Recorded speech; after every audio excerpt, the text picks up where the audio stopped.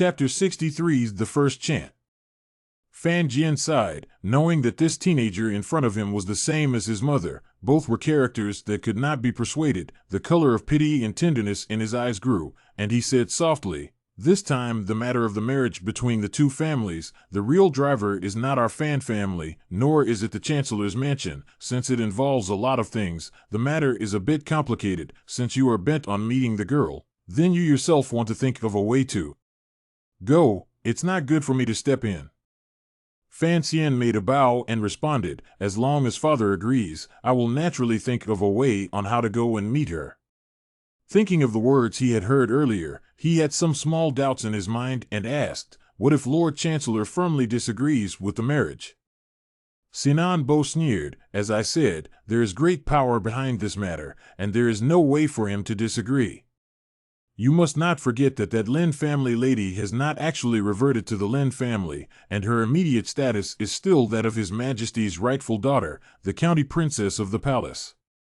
The weather in April and May, Fan Xian, is like being drenched with a big bucket of ice water from the head to the feet. That is called a cold dock. He only realized until now. His own marriage, because it involves His Majesty's decision to the Emperor, will be that a large amount of property in the future by whom to take care of, so not at all like the surface of the so simple, behind the scenes of the real decision-maker, even hidden in the heavy deep palace.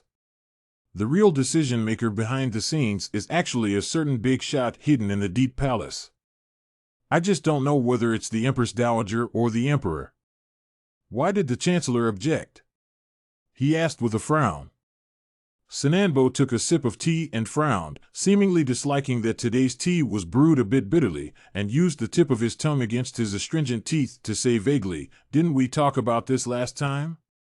Fan Xian smiled slightly, directly pointing out his father's speech disorder. "Last time you said that the Chancellor was afraid that His Majesty would suspect if there was something hidden behind his marriage to the Fan family, but the truth is, since the marriage was knotted by the palace, what else was he afraid of?" Fan Jian was momentarily speechless, and only after half a day did he slow down, smiled, rested his teacup on the table, and said, "Well, to tell you the truth, it's actually the eldest princess who is unwilling to marry her daughter to you." Fan Xian was stunned, thinking, "What is this? What's the point of all this? People's parents don't want to marry, so what's the point of getting together for this?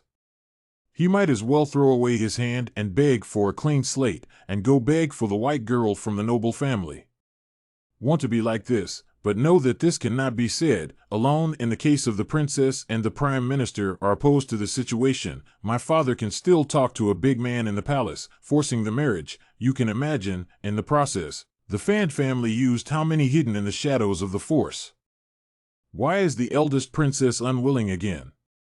he asked curiously, thinking in his heart that Miss Lin's family's origin is not even close to mine. Everyone's Confucius to a small stallion are illegitimate. What high profile! This is an anomaly. His Majesty cherishes that county princess even more than the princess. Once drunkenly and unintentionally mentioned that if the county princess marries, she will want the eldest princess to delegate the power in her hands to the county princess's future extra horse harnessed by the side of a team, lest the royal bloodline be how it will be in the future. Sinan Bo gently stroked the 4-inch beard under his jaw, seemingly in a good mood. Fan Xian sighed as he spread his hands. "So that's how it is. It seems that this eldest princess is also a person who prefers power. Back then, I don't know why she didn't marry the prime minister, but wouldn't she have been happier raising her children and holding her grandchildren?" Sinan Bo sneered. "This is ultimately the word love that harms people. Back then, if the princess married Lin Ruofu would have been noble, but he would not have been able to show what he had learned in his chest, and how could he have become the head of the 100 officials like he is today, with unlimited splendor?" Fan Xian frowned, then remembered, but all extra horse harnessed by the side of a team cannot enter the dynasty as an official, just empty title. If you marry that Lin family lady, even though she, the county lord, is only called in the palace and not on the imperial register, your career path, I'm afraid, will only have some problems. Sananbo looked at him and frowned, thinking that he was worried about this, so he simply said it explicitly. Fan Xian stood up and smiled. "Let's talk about it." Also, next year's grand competition, you'll have to start warming up your books in a few days. Fan Xian thought to himself, could it be that he was really going to take the imperial examinations and compete with those Fan Jeans for food? He smiled bitterly and did not answer. Next, Si Nan Bo told him that the next day, the January Poetry Society at the King of Jing County's mansion was going to start again, and asked Fan Xian to make some preparations.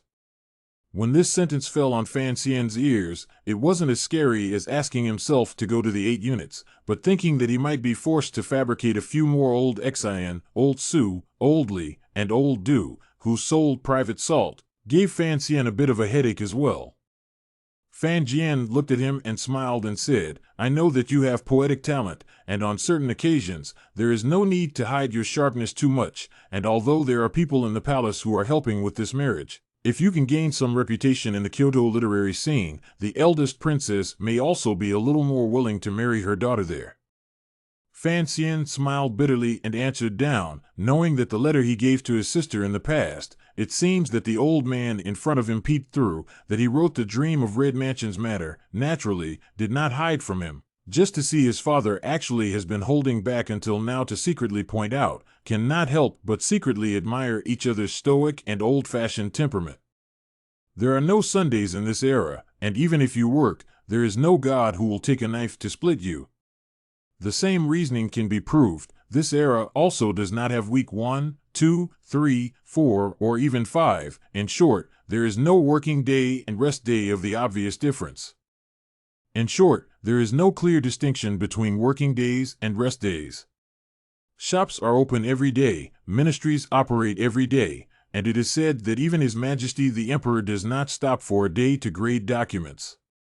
But for the children of the high and mighty clans that can be found everywhere in Kyoto, the only thing they can do every day is to play. After the Great War 16 years ago, Northern Wei was divided. It was hard to rise from weakness. The Western barbarians were far away. Only 1,000 horses were grazing there in the Yin Mountains. His Majesty the Emperor gave an order and let the eldest prince lead 100,000 troops to run to the western frontier to expand the border. This is also play. In fact, the martial arts style of Qing was quite prevalent, but after His Majesty the Emperor got tired of fighting, he suddenly became fond of reciting poems and compositions. If the upper class likes something, the lower class will follow suit. Other high-class family children, most did not do anything, and not qualified to play with the military. The good thing is that they have to prepare for the imperial examinations into the body. You can play the elegant. Play with those peddlers to pull away from the level, to read, and to solve the book, to read poetry, but also to write poetry. So now the most popular in Kyoto is not the duel between martial arts masters, but the so-called poetry meeting.